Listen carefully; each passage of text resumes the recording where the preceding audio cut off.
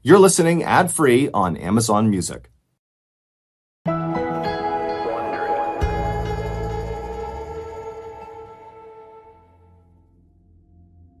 A middle-aged mother named Kay was fast asleep in a remote forest in Indonesia when she heard her phone ring. Her hand drifted over to the nightstand by her bed, but by the time she grabbed her phone, the call had gone to voicemail. When Kay looked at the screen, she felt a bolt of fear. She had 2 obviously urgent text messages as well as 3 missed calls, all from her sister in Hawaii. And in the text messages, her sister was trying to tell Kay that her son had a fast-moving infection that actually could kill him, and so she needed to get home right now. Kay's trip to Indonesia to work on a farm had been her adventure of a lifetime, but now all she could think about was her son. 2 days and 6,000 miles of travel later, Kay finally arrived by her son's bedside, and she was shocked at what she saw. When she had left for Indonesia, her son had been this healthy, tanned, surfer young man, and now he was sickly looking with a tangle of wires and tubes coming off of every part of his body. As Kay began to cry, she kept asking the same question. How could this have happened?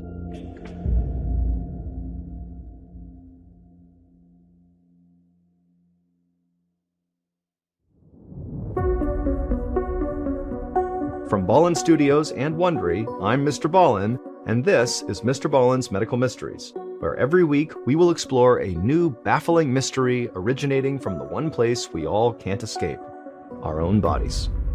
If you like today's story, please stop by the Follow Button's house while they're cleaning, and then kindly offer to dust off all their furniture. Once they say yes, open up the vacuum and empty all of its contents all over their furniture, and then leave.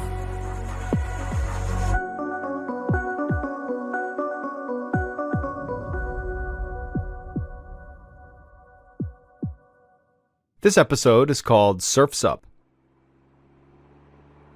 It was the afternoon of December 24th, 2008, and while most residents of Hilo, Hawaii were celebrating Christmas Eve, 23-year-old Graham McCumber was just getting home from a long day of construction work. Graham backed his pickup truck into his driveway, but he didn't go inside his home. Instead, he stayed just long enough to grab his surfboard, put it in his truck, and then zoom off towards the ocean a few minutes away. Surfing was the only thing that helped Graham unwind after 8 hours of hoisting building materials at a construction site. Graham drove with the windows down on the balmy evening, taking in the smell of sea salt as he pulled into his usual parking spot. He spent a few minutes wrestling on his wetsuit, then he grabbed his board and ran toward the water. Graham surfed until dusk had settled over the beach, feeling all the stress of the day melting away. Then he paddled to shore, toweled himself off, and hopped back in his truck. By the time he got home, it was already dark, and he realized he was running late. A friend had asked him to join a holiday potluck dinner, and he still had to make something, and so he didn't have much time. Graham jumped in the shower, and then afterwards he went outside to the large garden behind his house. Graham had planted this garden with his mom, whose name was Kay. Normally, Kay lived with him at the house, but she was working on an organic farming project in the remote forests of Indonesia. Like his mom, Graham preferred an organic and holistic lifestyle and loved growing his own food. He even practiced herbal medicine like his mom and wanted to be a healer someday. And Graham just loved to share the fruits and veggies from the garden. So he harvested a few bunches of kale, then threw together a salad, and dashed off to the Christmas Eve dinner party. Graham would spend the evening laughing and celebrating the holiday with friends, and then when he got home and climbed into bed, he felt great. The next morning, though, on Christmas Day, Graham woke up with a splitting headache, even though he had not drunk any alcohol at the party the night before. He lay in bed without moving for a few minutes, and slowly the throbbing subsided. He rolled out of bed and stood to get dressed, but then his arm started to itch. And so he began to scratch it, but just as he did, another itch began on his leg. Soon, Graham felt itchy all over his body, but when he checked the spots that itched, there was no visible rash of any kind on his skin. And no matter how hard he scratched every spot, there was just no relief. Graham had never felt this way before, and it made him really anxious. He wished he could talk to his mom and ask her advice, because she would know what bundle of herbs to chew or what tea to drink, but obviously she was gone in Indonesia. However, his mother's sister, Aunt Lynn, she knew a lot about holistic cures too. So he called her, and she told him to come over right away. And so Graham grabbed his car keys and headed out the door, itching himself the whole time. The drive to Lynn's took about 15 minutes, but today it felt like an eternity for Graham. By the time he arrived, Graham's arms and legs were bright red from all the scratching he was doing, and his stomach was starting to churn. He felt like he was going to throw up. He let himself in through the front door and called out to his aunt. She came in from the kitchen with a concerned look on her face, just as Graham collapsed onto the couch. Lynn asked Graham to tell him how he was feeling, and he told his aunt that the itching all over his body felt like it was actually under his skin, and so he just couldn't actually itch it. And he said his stomach felt like it was being twisted into knots. Lynn quizzed him on what he'd eaten or touched over the past 24 hours, but Graham assured her that he hadn't done anything new and was not allergic to anything he'd touched or eaten at the potluck. Lynn thought for a moment, and then she told Graham she'd be right back. Graham closed his eyes and tried to relax as his aunt went outside to her garden. A few moments later, Aunt Lynn came back with a handful of peppermint and some other herbs for his stomach and headache. Graham had used these traditional remedies before, and in the past they had given him some comfort. And so he thanked his aunt and took what she had given him, and then after a while, once he felt like his stomach was settling down, he said goodbye to his aunt and headed home to try to get some rest. When Graham got home, he flopped into his bed and closed his eyes. But although his stomach was feeling better and his headache was gone, the itching had now turned into a deep burning sensation. It felt like his blood vessels were on fire, and the throbbing in his temple had come back. It was a dull pain while Graham was lying down, but the moment he stood up, it felt like someone was driving an ice pick into his forehead. That afternoon, he called his aunt back to ask if he could spend the night at her house. He was in a lot of pain and wanted someone close by in case something bad happened. She agreed to drive over and pick him up. After a very uncomfortable car ride, Graham shuffled his way into Aunt Lynn's guest bedroom. He climbed into her bed and fell asleep instantly, sleeping through the night. The next morning, December 26th, Graham woke up with a shooting pain in his temple. It was so strong, a wave of nausea rose up in his throat. Graham ran to the bathroom and barely made it to the toilet before he threw up. Moments later, Aunt Lynn was kneeling next to him, rubbing his back as he hung his head over the toilet bowl. His aunt's hand on his back made Graham feel a bit better, and he asked her if she wouldn't mind making him some ginger tea because he thought that might help too. And Graham was surprised when he heard his aunt say no. And then he felt his aunt pat his back one more time before she stood up and told him that as much as she and the rest of their family believed in these traditional remedies, it was now time to go to the hospital.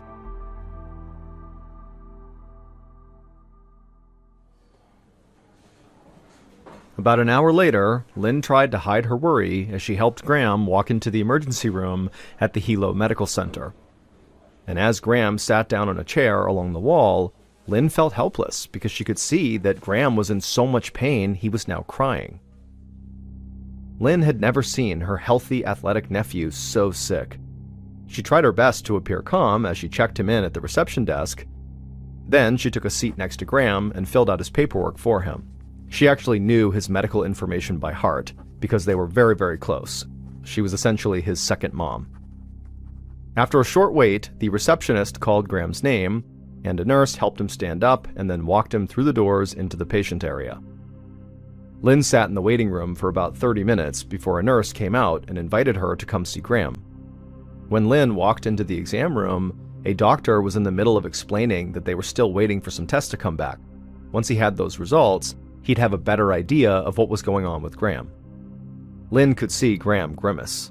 He told the doctor he was in a ton of pain, like a level 10 out of 10, if not higher. He asked if there was anything they could give him for the pain while he waited. The doctor hesitated, then said if Graham's pain was really that bad, they could start him on a morphine drip. Morphine is a very, very strong painkiller. Graham immediately nodded yes. If it would make the pain go away, he wanted it. Lynn was shocked. Morphine was a serious drug, but she knew how much pain Graham was in and understood why it could be necessary.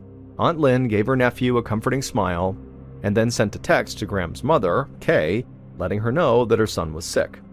But they were at the hospital and Graham was getting cared for, and Lynn promised Kay that she would update her if Graham got any worse. A few hours later, Lynn was walking back from the vending machines when she saw Graham's doctor approach his bed. Lynn felt relieved, assuming they must have a diagnosis, and so she walked over, and she asked the doctor if she should go home now and maybe grab an overnight bag for Graham. But the doctor told her that wouldn't be necessary. He said all the tests came back negative, he thought that Graham simply had a serious case of the flu, and he was going to discharge him. Lynn couldn't believe what she was hearing. She reminded the doctor that Graham's pain was so intense that he was put on morphine. Once it wore off, she was worried he'd just end up right back at the hospital. Lynn could see the doctor was skeptical. She wondered if maybe he thought Graham was faking his pain to get a morphine fix. And so she assured the doctor that Graham was a really good kid and was in legitimate pain and just needed help. The doctor promised Lynn that he believed Graham was in severe pain, but his symptoms were consistent with just a bad flu and did not require further treatment at the hospital. He was pretty sure Graham would be better in a couple of days, but he told Lynn to bring him back if he did take a turn for the worse. Lynn disagreed, but there was nothing she could do. The ER was discharging Graham, and she had to take him home. So Lynn waited while Graham signed a few release forms and then helped him back to the car.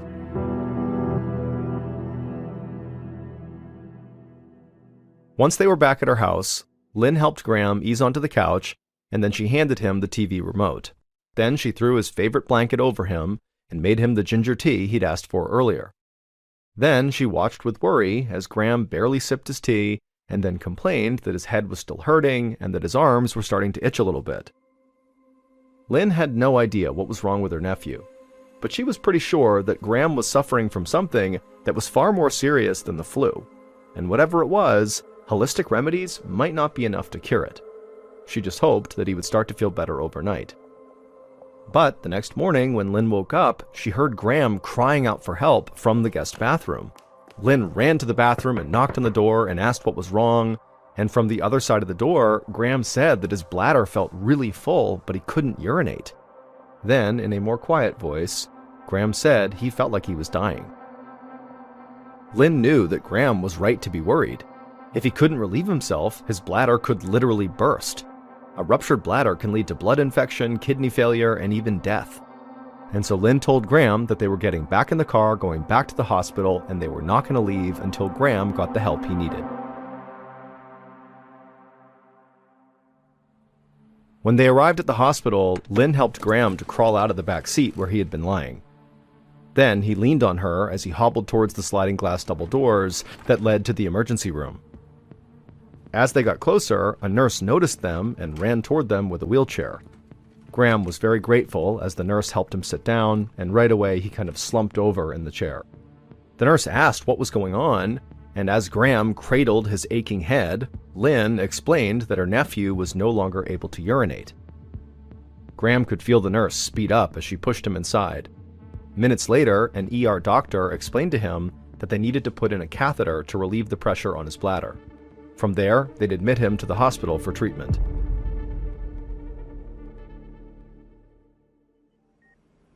A little after midnight, Lynn went in to check on Graham and found him lying awake staring up at the ceiling.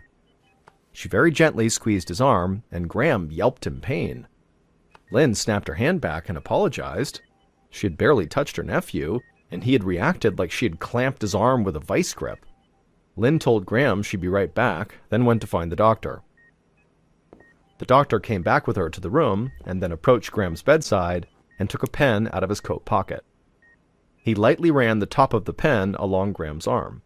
And again, Graham flinched and told the doctor it really hurt when he did that. The doctor nodded and then did the same thing with the pen down Graham's legs. And as he did it, Graham winced and gritted his teeth.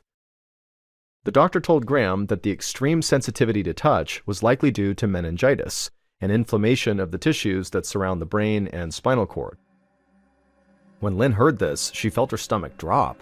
If Graham did have meningitis, she knew he could spend the rest of his life battling seizures, brain damage, hearing loss, or worse. Meningitis could even be fatal.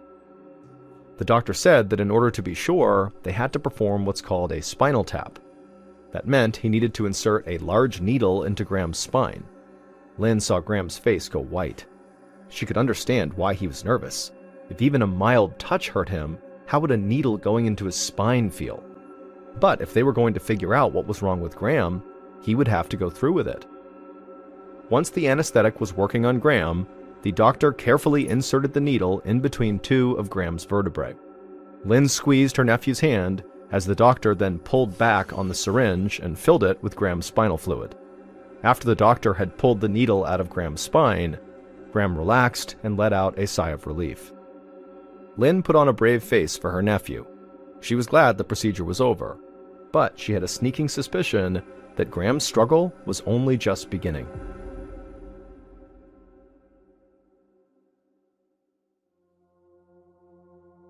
A few hours later, Graham's mother, Kay, stared in disbelief at her cell phone.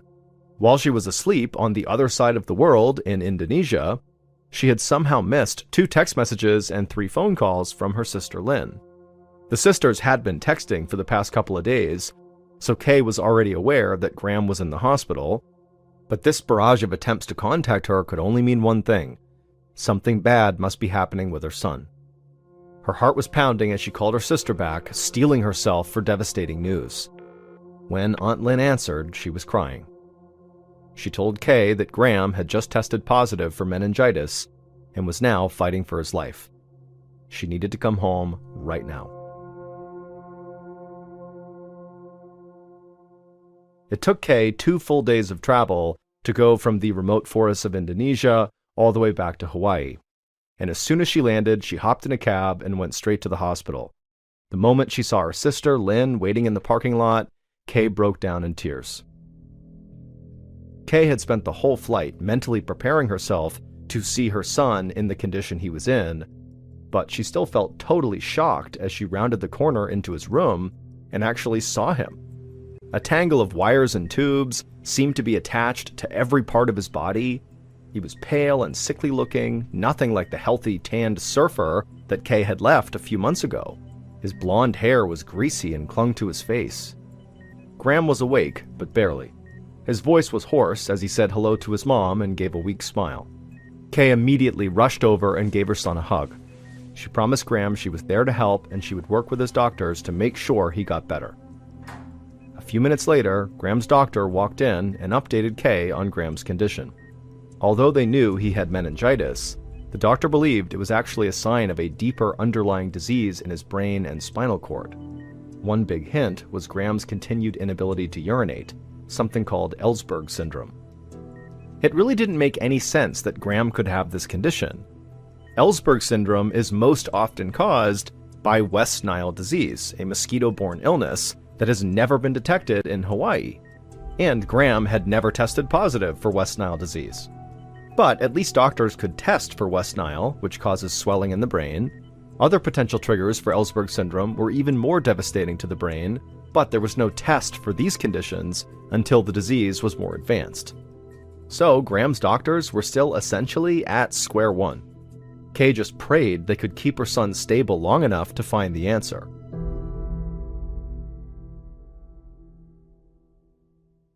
On the morning of January 12th, almost 3 weeks after Graham first got sick, Kay nodded off in the chair at the foot of her son's hospital bed. She woke up as her sister, Aunt Lynn, walked through the door with a cup of coffee in each hand. While Kay sipped her drink, she noticed her son shift a little bit. It had been almost 10 days since she'd arrived, and the doctor still didn't have a confirmed diagnosis for her son. And now her son's eyelids were fluttering rapidly, the look in his eyes seemed distant, and then when Kay stood up and shook his leg and asked if he could hear her, Graham didn't respond. Behind Kay, Aunt Lynn, who was watching this, immediately punched the call button on the wall. Seconds later, a nurse bolted into the room, ushering Kay and Lynn out of the way. The nurse took one look at the monitor tracking Graham's vital signs and began shaking Graham's leg. When he didn't respond, she went to find a doctor. Moments later, Kay held her breath as nurses ripped cords and wires out of her son and then pushed his bed as fast as they could toward the door and down the hall. As Kay watched helplessly with a look of absolute fear on her face, a nurse came over to her and gently explained that Graham had just fallen into a coma, and now he needed to be transferred to the intensive care unit. Half an hour later, a nurse escorted Kay to Graham's bedside in the ICU. Now he was hooked up to a ventilation machine just so he could breathe. A feeding tube was down his throat. Graham was on life support now. Without these machines, he would die.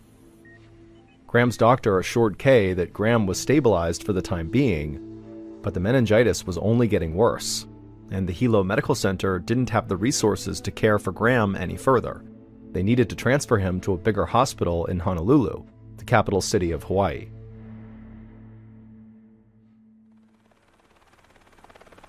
The medevac chopper was ready for Graham later that morning, and Kay, who was inside the chopper as well, placed a hand on her son as he lay on his stretcher, and then she watched as the helicopter lifted off the ground, and the ground below her gave way to a clear blue ocean. A short time later, Kay and Graham landed at the hospital in Honolulu, and Graham was quickly whisked away to the ICU at that hospital.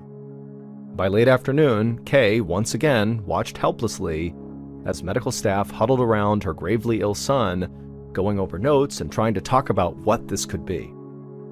That night, Kay made her way to the nearby hotel that one of the nurses had recommended. But when she laid down to sleep, every time she closed her eyes, all she could see was her son lying unconscious in his hospital bed. Then she thought of the long list of drugs the doctor had prescribed for Graham, all names she couldn't remember or even begin to pronounce. They would regulate Graham's heartbeat and blood pressure and keep his organs from failing, and she knew these drugs were vital to Graham's survival. But they were also very hard on his body, putting him at risk for things like pneumonia, blood clots, and worse. And so, as Kay lay there in her hotel bed, unable to sleep, she thought to herself that she just had to find some way to help her son. She just could not sit on the sidelines anymore. And so the next morning, Kay walked into her son's room with a paper bag full of supplies. She took out a jar of noni juice, a tropical fruit with natural antioxidants, and after getting her son's doctor's permission, she fed Graham the noni through his stomach tube, hoping it would help his immune system fight off this mysterious disease. Then Kay grabbed a box of long steel pins. She lifted Graham's shirt and administered acupuncture all over Graham's stomach. Kay believed the acupuncture would protect Graham's organs, both from the disease and from any side effects of the various medications required to keep Graham alive.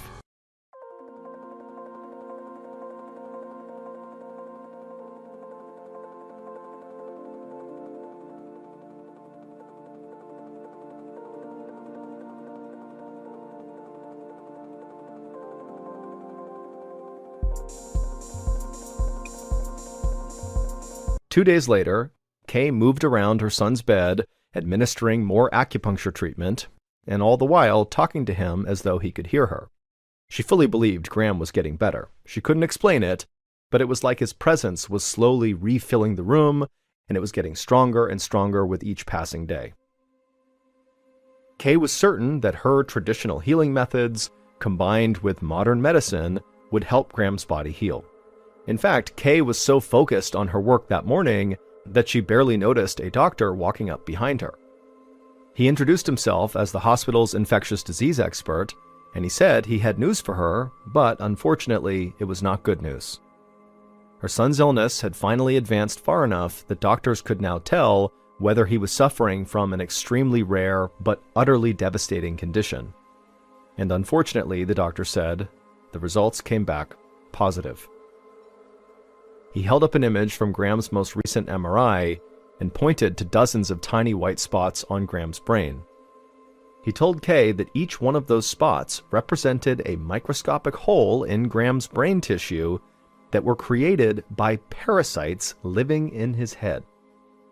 The doctor explained that Graham's increasingly debilitating symptoms had been caused by these parasites, called roundworm larvae, as they burrowed inside of him.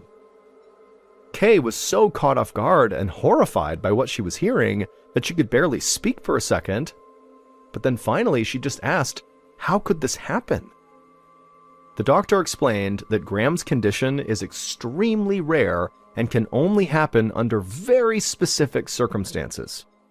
These roundworm larvae, these worms, grow in the lungs of rats and then are excreted alive through the rat's feces. And then sometimes a snail will crawl over those rat feces, and the snail will become infested with these roundworm larvae as well. And if a person accidentally were to eat that infected snail or its slime, the roundworm larva can enter that person's digestive system. The doctor said that the roundworm larvae had eaten their way through Graham's intestines and eventually made their way to Graham's brain, which is what made all those microscopic holes. But it wasn't the holes that were making Graham so sick. The roundworm larvae were dying once they reached Graham's brain, and their decaying bodies were infecting the brain tissue.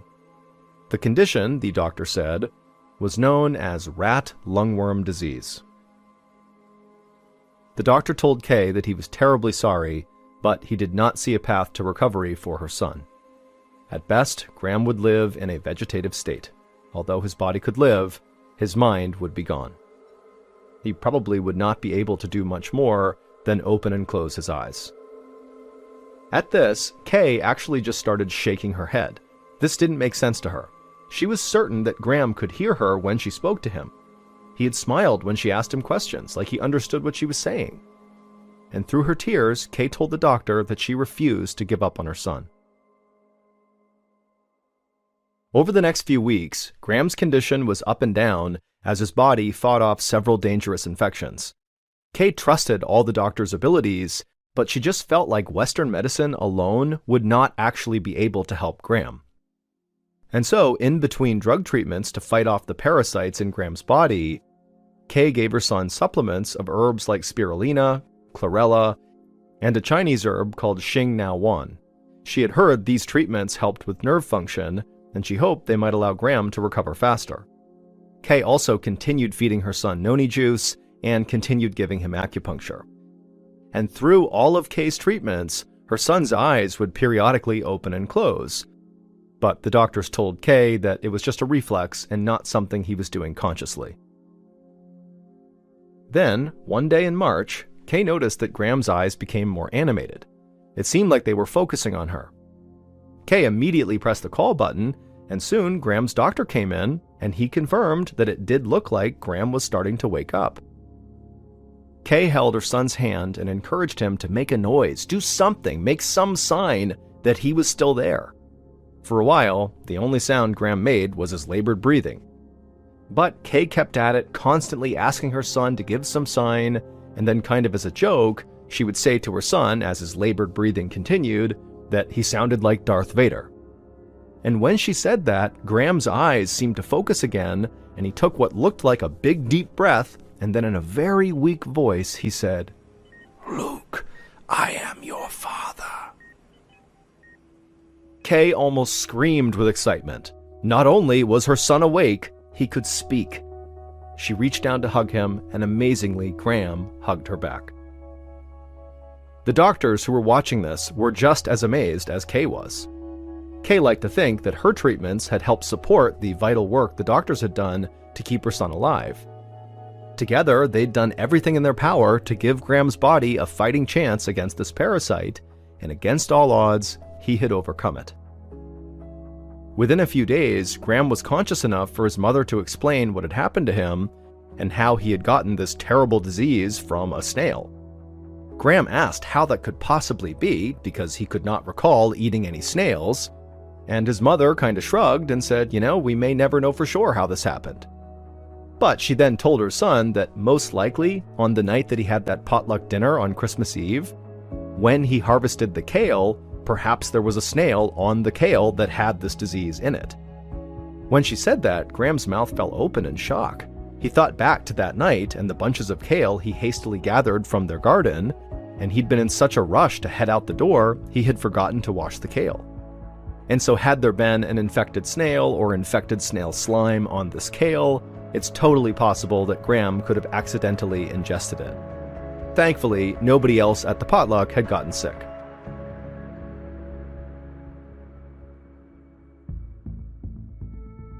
On April 30th, after more than 4 months in the hospital, Graham was finally able to return home.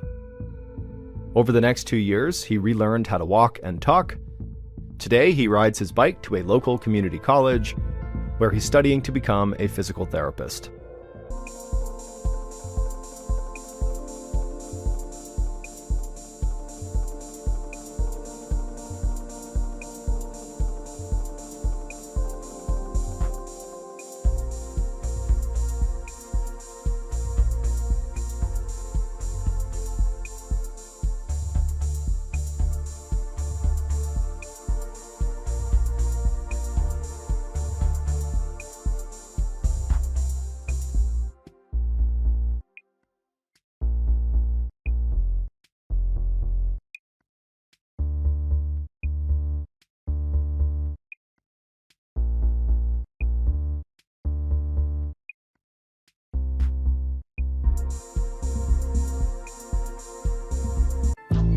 From Ballen's Studios and Wondery, this is Mr. Ballen's Medical Mysteries, hosted by me, Mr. Ballen. A quick note about our stories: we use aliases sometimes because we don't know the names of the real people in the story. And also, in most cases, we can't know exactly what was said, but everything is based on a lot of research.